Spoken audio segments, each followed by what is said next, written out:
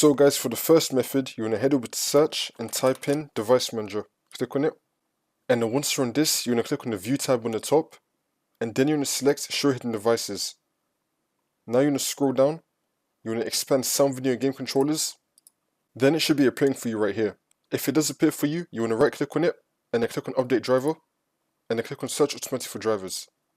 Make sure you have the best drivers for your device installed. Then you want to go back. And then click on browse my computer for drivers. And then click on every pick from a list. You want to install the one that says Realtek on it. Click on it and then click on next. I already have this installed myself, so I'm not going to do it myself, but you want to click on this and then click on next and then install it. If that did not work, you want to click on action on the top and then click on add legacy hardware.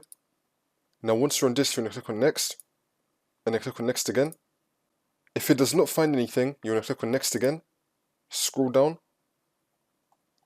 double click on sound, video and game controllers, scroll down here on the left hand side, click on Realtek, then you should have it right here. Click on it, click on next and then install that.